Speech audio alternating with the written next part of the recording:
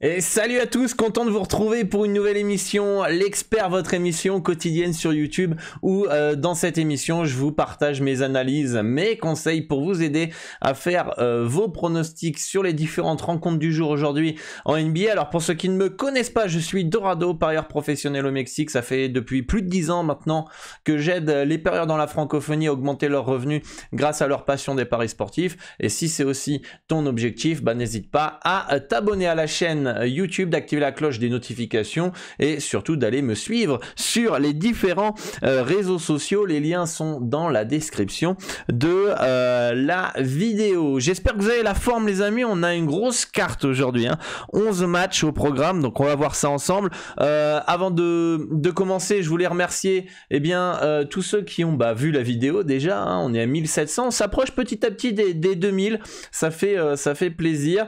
On a eu pas mal de commentaires, donc merci à tous ceux qui ont pris le temps de commenter. 132 likes, allez, je vais mettre mon like aussi, moi aussi, je vais m'auto-liker. Et merci à Manu pour son don de 5 €. Et ça fait plaisir, ça motive de vous voir de plus en plus motivé à suivre le travail. Et d'ailleurs hier vous étiez nombreux à être sur le Dorado Show, une émission quotidienne sur Twitch en direct les jeudis où on a vu ensemble l'importance de la bankroll dans les paris sportifs. Si vous voulez voir le replay, vous pouvez aller le voir en vidéo directement ici, le lien est dans la description de la vidéo de la chaîne Twitch, ou sinon vous pouvez écouter en podcast pendant votre séance de sport sur Spotify ou Apple Podcasts. Les liens sont dans la description, donc n'hésitez pas à aller faire un tour si vous êtes intéressé à progresser dans les paris sportifs sur Twitch, Spotify ou Apple Podcast. Et aussi je vous invite à tous de suivre cette conférence pour exploser vos gains dans les paris sportifs, avoir plus de 25 à 30% de bénéfices en plus sur chacun de vos pronostics grâce à un outil ultra puissant. C'est totalement gratuit, vous avez juste à aller dans la description, cliquez donc sur le lien correspondant et laissez votre email ici, vérifiez bien vos spams et vous aurez la conférence, les amis, de cet outil puissant. Voilà, je voulais vous inviter à faire ces différentes démarches si vous êtes motivé à progresser dans les paris sportifs, les amis. Voilà, on a 11 matchs ce soir au programme. On va pouvoir faire le petit récapitulatif de la veille. Dites-moi en commentaire ce que vous aviez joué hier. Alors pour ma part, je fais 1 sur 2, donc pas de gain, pas de perte. On avait Memphis plus 7,5, je vous l'avais conseillé d'ailleurs en vidéo hier, ça perd de 8, on a Banchero qui rate un lay-up tout cuit à la fin et on a Ja Morant qui marque 2 lancers francs, 1 sur 2 pardon à la fin pour passer de plus 7 à plus 8, le deuxième carton qui fait très très mal en faveur du Magic, mais après ça a été plutôt serré. Et on avait Boston, moins 2,5 qui s'impose facilement à Dallas, 124 à 95, le Jazz qui s'impose 131 à 114 à Houston, et enfin on a les Nuggets qui s'imposent facilement face aux Clippers, 122 à 91. Donc dites-moi en commentaire ce que vous aviez hier. Pour ma part, donc Orlando plus 7,5 et Boston moins 2,5. Donc je sais que vous étiez beaucoup sur Boston hier, donc ça a dû encaisser fort hier en NBA, les amis.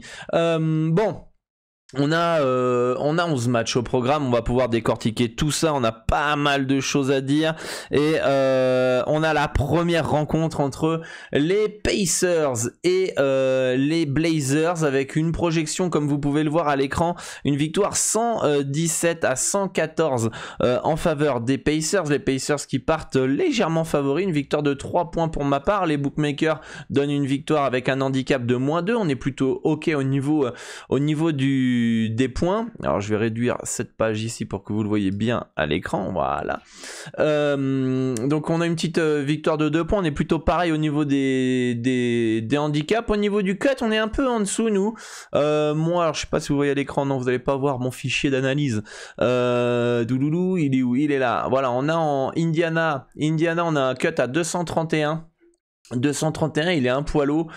Ici on peut voir qu'on peut aller chercher un petit under 238 à 1,87, 1,877 si on veut être précis. Alors jamais serein de jouer des under face à Indiana, enfin dans les matchs d'Indiana, et notamment en plus que Portland est une équipe qui joue offensivement. Après je trouve que les Pacers dernièrement ils sont bien trop en sur-régime offensivement. Ça a mis beaucoup de points. On verra avec une autre équipe qui a été en méforme offensive aussi ces derniers temps. Vous avez peut-être deviné qui c'était, et je m'attends potentiellement à ce qu'à un moment donné Indiana ça mette pas dedans, et pourquoi pas ce soir, mais jamais vraiment serein de jouer des unders contre cette équipe d'Indiana qui est capable de mettre du 125-130 points, et surtout que Portland aime bien courir. Au niveau des cut team, on va aller voir ça vite fait. Cut team, moi j'ai quoi? J'ai donc un 117-114, on peut voir que c'est un 118 ici, alors c'est assez étonnant, on peut voir que le 118 ici, 118,5, on pourrait même plus partir sur un under Portland là logiquement, parce que c'est pas tout à fait logique de partir, d'avoir un -2, si vous avez mis un 118 ici, vous auriez dû mettre un 116 ici et demi logiquement, donc on pourrait peut-être partir sur un under Portland 118,5. Voilà pour ce match là. Pas le temps d'aller me pencher sur les cuts des performances joueurs. Je vous invite à rejoindre le Discord, le lien est dans la description, hein. Vous avez la possibilité d'échanger avec l'ensemble de la communauté et moi-même, et il y a beaucoup de parieurs sur le Discord qui échangent tous les jours sur les performances joueurs, qui se sont spécialisés dans ce type de paris. Donc vous pouvez aller sur le Discord pour échanger avec les autres membres. Et si vous avez des problèmes pour rejoindre le Discord sur iOS, rejoignez le Telegram, hein. De toute façon tout le monde doit rejoindre le Telegram. On avait passé les 4000 sur le Telegram les amis, ça fait plaisir, merci à tous. 4000, là je vous partage toute mon actualité sur Telegram, et en plus il y a un pronostic gratuit par semaine, donc ça fait zizir de voir qu'on a dépassé les 4000, ça fait plaisir. Et donc sur les messages épinglés, vous avez le tuto si vous êtes sur iOS pour rejoindre le Discord. C'est très simple, il y a juste une toute petite manip à faire, et vous pourrez rejoindre le Discord depuis l'application sur votre téléphone. Donc je sais plus où j'en étais là, à part que oui, les performances joueurs, vous pouvez aller sur le Discord échanger avec la communauté. Donc pour moi, petit under, 238 points que je peux vous conseiller, pas ultra serein parce que c'est toujours chiant de jouer un under contre Indiana, mais je pense qu'à un moment donné, on pourrait peut-être avoir une petite faille d'adresse, et puis pourquoi pas le under 218,5 points des Blazers, qui me plairait peut-être un poil plus, même si Indiana défend cacahuète. Match suivant, on a les Sixers qui reçoivent les Bulls, les Sixers qui partent favoris dans cette rencontre. Avec mes projections, victoire de 6 points, les bookmakers leur donnent une victoire de 5 points, du moins un écart de 5 points, c'est pas une victoire mais un écart de 5 points, donc on est plutôt ok, on est plutôt dans les clous. Il y a une information qui est tombée, qui est Joel Embiid, ils sont ordre alphabétique, les P c'est en bas. Joel Embiid qui est forfait ce soir, donc ça c'est une grosse perte pour les Sixers, et ce qui me fait plus pencher sur un under 231,5 points, qui est à 1,892, parce que je pense que ça fait une menace offensive en moins. Les Sixers est une défense, on va dire, plutôt correcte. Alors c'est sûr que Maxey, James Harden peuvent mettre du tempo, etc. Mais je pense que ce petit under est plutôt intéressant, sachant que les Bulls dépendent principalement offensivement de DeRozan et de Zach LaVine. Moi je pense que sans Embiid déjà ça fait une trentaine de points en moins par ce joueur-là, évidemment qui va être compensé par quelqu'un d'autre, mais déjà ça fait une munition en moins pour partir sur un under. Moi j'ai un cut dans ce match-là à 225 points dans cette rencontre, donc on est un poil en dessous au niveau de mon cut et celui de Pinacle, et du coup on devrait partir logiquement sur un under dans cette rencontre. Au niveau de la victoire sèche, 1,54 ça me plaît pas du tout, par rapport à l'absence de Embiid. Les Bulls sont capables de faire des perfs, ils sont très irréguliers, on les a vus capables de battre les Nets, mais assez facilement d'ailleurs en plus, alors qu'ils ont eu du mal à battre les Cavs 2 fois alors qu'il manque de joueurs majeurs. Donc bon, les Bulls pas ultra confiance, mais petite piécette pourquoi pas.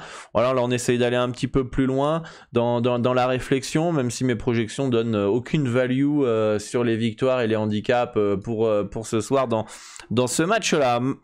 Partons sur la rencontre rencontre suivante avec les Pélicans qui reçoivent les Nets qui partent favoris, légèrement favoris selon mes projections, une victoire 116 à 114, les bookmakers leur donnent une victoire de 5 points, on serait potentiellement plus proche d'une value sur les Pélicans, plus 4,5, mais c'est trop léger pour moi, donc c'est un no-bet, et d'autant plus qu'on a...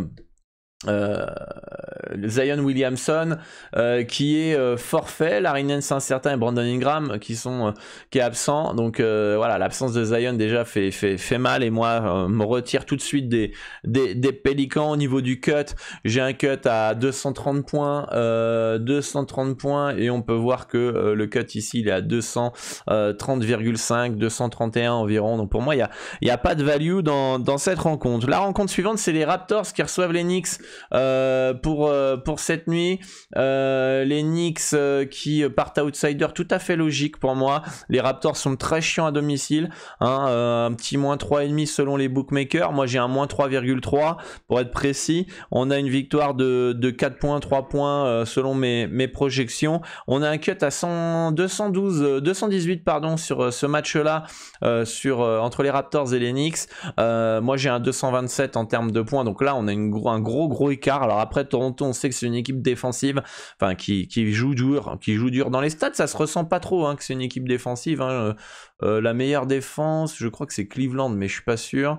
Ouais, Cleveland et Toronto. Toronto est dans la moyenne, on va dire, des équipes qui défendent correctement, mais qui est une équipe normale. Donc, mais ça joue dur. RJ Barrett est pas là pour les Knicks, mais Jalen Brunson est bien de retour. Donc pour moi, je pense que le petit over est pas mal. Je pense qu'on pourra avoir un match... En tout cas, j'ai du mal à imaginer un match en dessous de 105 points.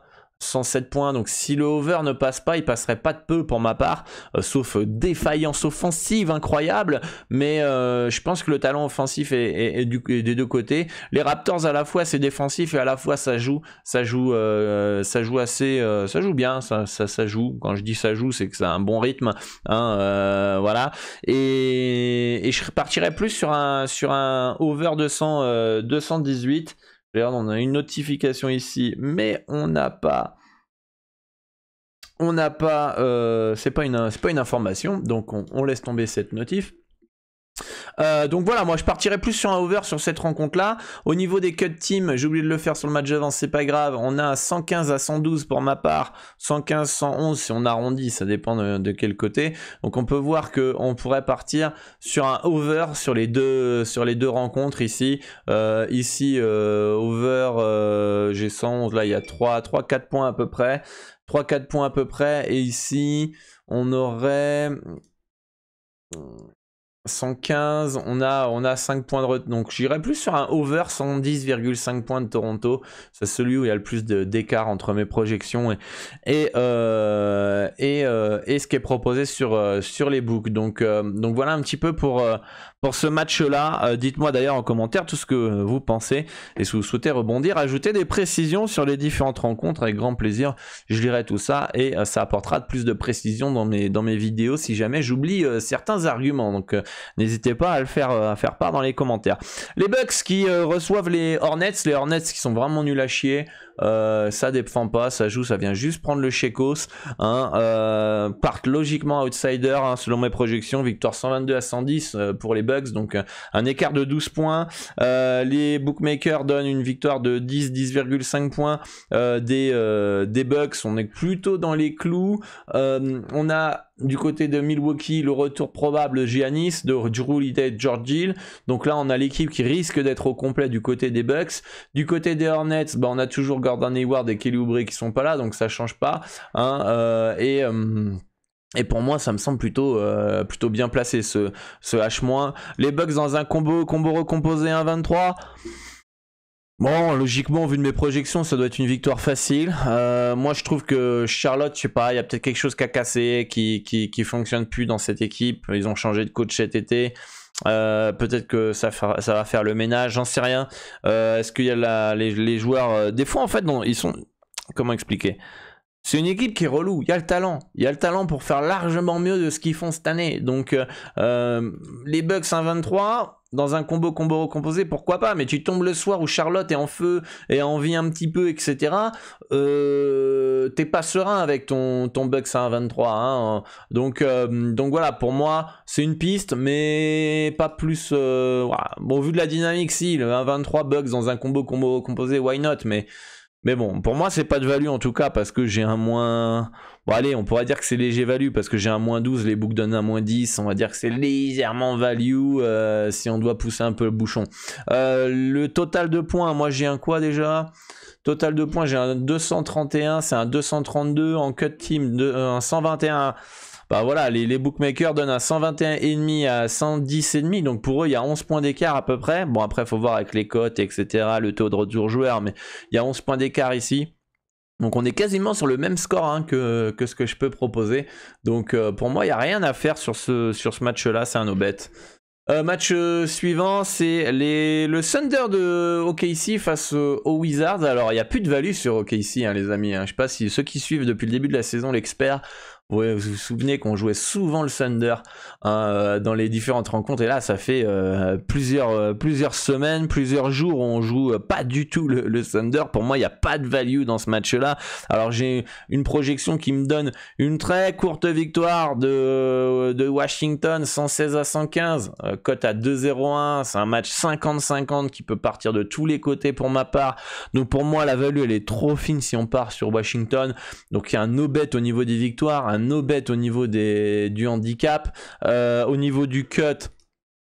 J'ai un 231,5, c'est un 231,5. Au niveau du score, c'est un 115 à 115, grosso modo. J'ai un 115 à 116. Donc au niveau de la cotation, on peut pas... Ouais, on peut difficilement être parfait quand même là. Hein. Au niveau de la cotation, c'est vraiment très très précis et on peut voir que on est quasiment pareil au niveau des projections. Et ça se trouve j'ai mis 116 à 115 parce que j'ai arrondi pour Washington. Ouais, j'ai un 116, 115 ennemis pour OKC. Donc, mais bon, j'ai mis 115 parce qu'il y a 115 ennemis, ça existe pas. Si je commence à mettre sur mes sliders 115 ennemis à 116,2, c'est les gens vont me dire pourquoi tu mets 116,2 mais il peut pas y avoir 0,2 points dans le match. Les mecs ils vont pas comprendre. Donc voilà. Déjà qu'il y en a qui ont du mal à capter. Si je rajoute ça va être compliqué. Voilà. Donc pour moi rien à faire dans ce match-là, comme vous pouvez le voir, il y a absolument rien à se mettre sous la dent. Ça va être un beau match à regarder ou pas, ça dépend. Les Spurs qui reçoivent les Pistons, les amis, un beau match pas ouf quand même hein, en termes d'affiche, hein, ça doit être les bons derniers là, peut-être pas les Spurs doivent être avant-dernier, un truc comme ça, mais Détroit aussi, ça doit être dans en tout cas c'est le fond du classement. Mes projections donnent une victoire 121 à 116 pour les Spurs, donc on a quand même un écart assez intéressant sur le moins 1,5, je pense que le moins 1,5 peut être intéressant ce soir. On peut voir déjà que le marché a baissé, hein, la cote est 1,92 alors quand j'ai fait mon slide elle est 1,97. Donc pour moi le moins 1,5 me semble value. Je pense que les Spurs à domicile est une équipe chiante à jouer, n'est pas moins forte que Détroit. En tout cas Détroit à 2,06 à San Antonio, vous êtes sérieux les amis? C'est pas que c'est impossible à passer hein, Détroit à 2,06 hein, mais est-ce que le risque en vaut la chandelle en fait? Moi je préfère sacrifier peut-être 0,15 de cote, prendre un moins 1,5 et partir sur l'équipe à domicile qui me semble mieux coaché, qui me semble peut-être pas autant de talent, mais en tout cas les Spurs pour moi ont montré de meilleures perfs. En tout cas c'est mon avis. Je trouve que l'équipe est plus forte que en tout cas il y a plus d'expérience. C'est une équipe je trouve qui a un peu plus d'expérience que Détroit.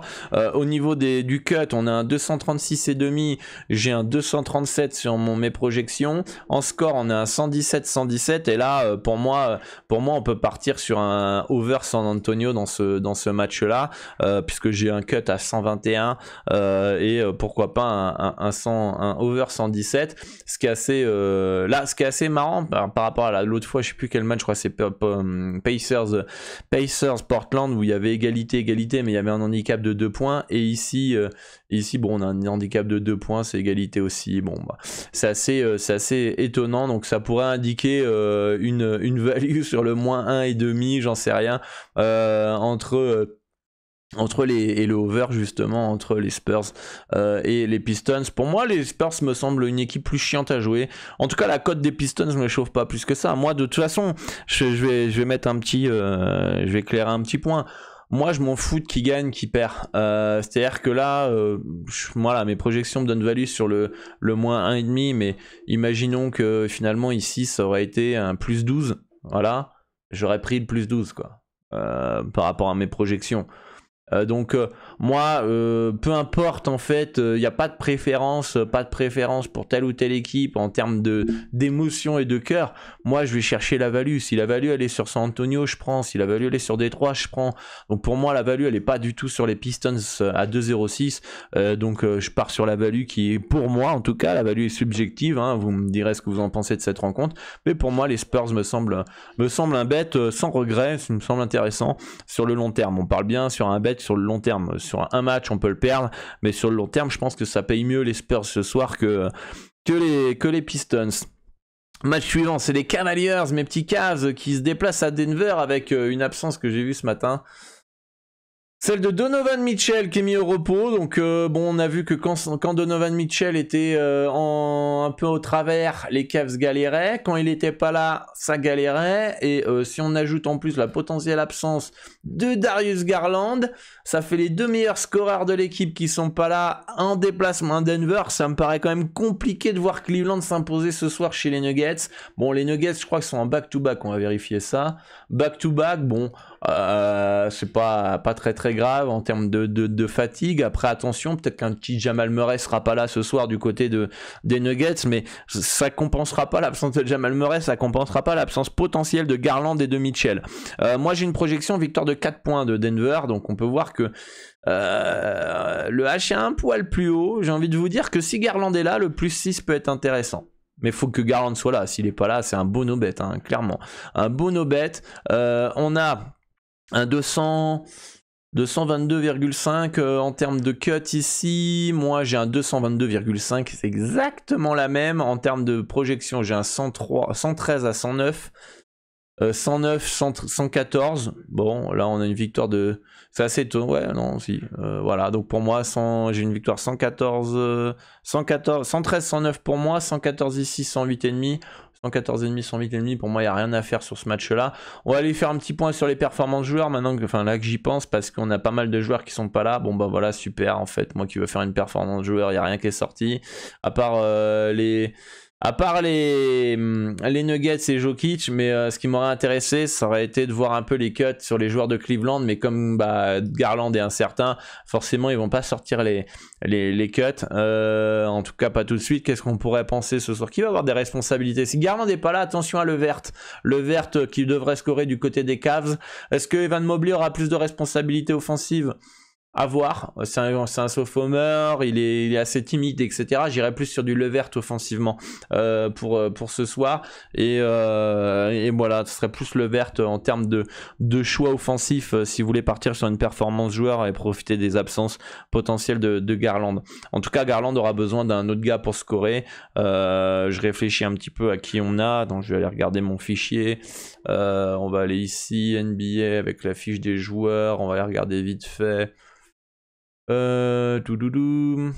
Cleveland c'est tout en haut, donc on va voir le... Hop là, voilà. Et Minnesota.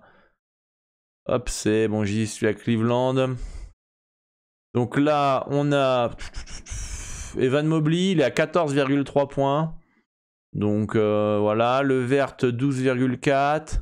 Jarrett Allen, Garland, ouais, les deux meilleurs joueurs les deux meilleurs scoreurs des Cavs seraient pas là ce soir potentiellement.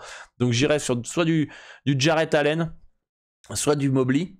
Mais ça, c'est deux postes intérieurs. Ceux qui vont vraiment remplacer poste pour poste, on va dire Donovan Mitchell et Garland, ça va être Caris LeVert. Ok, Caris LeVert. Bon, pourquoi pas un over sur lui. Et après à la main, peut-être Cedi Osman. Alors à la main, ça sera pas lui, je pense que ça sera plus Caris Levert à la main et Cedi Osman sur les côtés. Après ouais, il y a quand même pas mal, il y a quand même quelques petites absences du côté des Cavs. Raoul Neto, il va pas jouer beaucoup je pense, enfin si, il va jouer un peu plus mais je pense pas qu'il va être proposé sur les books. Donc ouais, j'irais pour Caris Levert sur le poste extérieur, me semble clairement évident à prendre en cut. Donc voilà, pour ceux qui aiment les performances joueurs pour cette nuit, mais il faut absolument que Garland soit pas là pour Warmark, même si Garland est pas là, même si Garland est là, je pense qu'un petit Levert ne sera pas inintéressant puisqu'il va falloir remplacer Mitchell. Donc voilà. Pour ce match-là, je suis perdu dans tous mes fichiers là qui sont ouverts. Voilà. Les Clippers qui se déplacent à Minnesota. Voilà, on les a ici. Bah, les Wolves qui partent favoris pour moi, tout à fait logique. Projection 114 à 111, donc une victoire de 3 points. Les books donnent un handicap de 3,5 points. Pour moi, aucune value dans cette rencontre. On a John Wall, je crois, qui est pas là avec Nicolas Batum ce soir.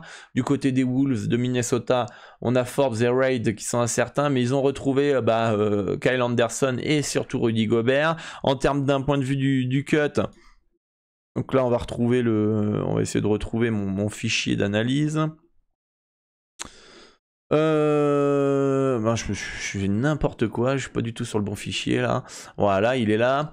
Niveau du cut, on a un 225,5 points ici, on a un cut à 226,5 sur les books, donc pour moi il n'y a pas de value. Et en termes de projection score, ah bah putain, 114 à 111, c'est exactement ce que j'ai coté. Donc encore une fois, bonne cotation, no bet, pas de value, on laisse tomber par rapport à cette rencontre, donc il n'y a rien à faire. Les Clippers à 2,42 peuvent gagner là-bas. Je serais pas étonné de voir une victoire de Los Angeles à Minnesota. Par contre, trop irrégulier cette équipe de LA pour partir dessus. En tout cas, je pense pas.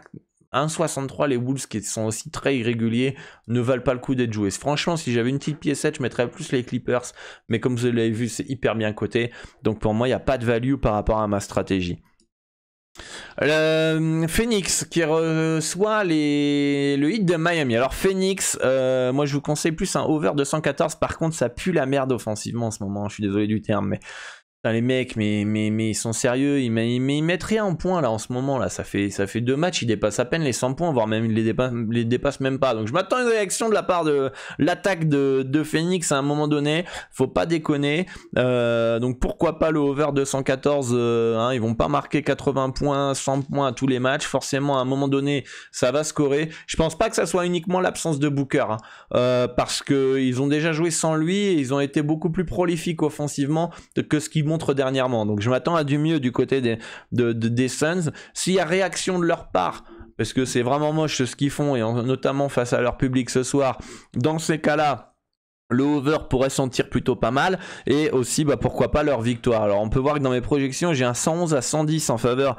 de Phoenix, courte victoire. Les bookmakers donnent une victoire de 2,5 points, donc un écart de 2,5 en faveur de Miami. Bon, il y a potentiellement une très légère value sur Phoenix, mais ça reste très léger, un plus 2,5 ou une victoire sèche. Je suis pas serein par rapport à leur perf dernièrement quand même, malgré tout. La value pourrait être potentiellement sur Phoenix, mais c'est très très léger, en profitant potentiellement d'un road trip de Miami un peu fatigant. Au niveau des cut team, on a pour ma part donc un cut 111 à 110. On pourrait jouer même un over sur les deux équipes. Je pense que 107 à 106. Si les Suns ils restent dans leur perf en ce moment, ça me semble un cut bien placé, mais je pense qu'on est on est sous régime en ce moment les Suns, et pour moi un petit over potentiellement sur les cut teams, limite un petit over Miami, pourquoi pas, comme ça on part sur le favori et voilà. Mais en tout cas je serais plus sur un over dans cette rencontre là, et potentiellement un Phoenix plus 2,5, mais sur le sec la value me semble trop fine. Je trouve qu'on a une plus grosse marge sur les cuts, donc voilà. Sur ce match-là. Pour ma part, je vous conseille plus un over 214 points dans cette rencontre. Je crois qu'on arrive au dernier match, les amis, déjà après 30 minutes d'émission, avec les Lakers qui reçoivent les Hawks d'Atlanta. Donc j'ai une projection 117-118, courte victoire des Hawks d'Atlanta avec un -2. Moi j'ai une victoire de 1, donc on est plutôt ok dans les clous à 1 point près. C'est plutôt bien placé. Pour moi il n'y a pas de value. Je pense que le talent il est bien plus du côté d'Atlanta, mais ils sont trop irréguliers. On peut voir qu'au niveau des Lakers, James va être de retour. Walker forfait et Davis forfait. Ça c'est des mauvaises nouvelles du côté des Lakers. Et du côté d'Atlanta on a juste Capella. Donc déjà rien que le fait que Reeves, qui est un des seuls shooters de cette équipe, Davis et Walker qui sont pas là. Bon, LeBron James va être un peu tout seul ce soir, donc pourquoi pas partir sur une performance de lui ce soir. Et du coup j'ai un peu de mal à imaginer les Lakers s'enchaîner encore une win face à une équipe aussi talentueuse d'Atlanta. Donc pour moi, préférence sur les Hawks ce soir qui devraient s'imposer. Au niveau du cut, on a un 242 ici. Selon les books, moi j'ai un 235, donc on est un poil au-dessus. Avec les absences offensives de Reeves, Walker -4, non 4 du quatrième du nom, Anthony Davis, l'offensive et l'attaque des Lakers dépend énormément de LeBron James, de Westbrook évidemment. Mais je pense pas que ça soit suffisant pour dépasser les 120 points.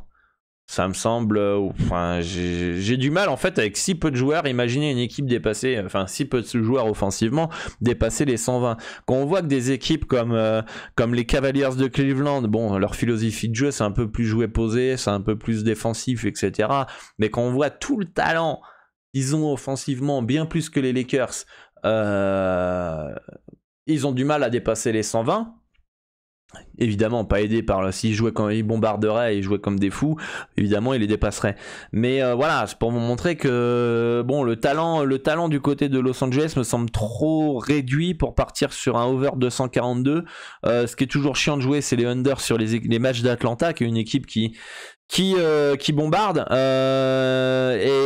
mais pour moi il me semble un poil trop haut ce cut de 242 points.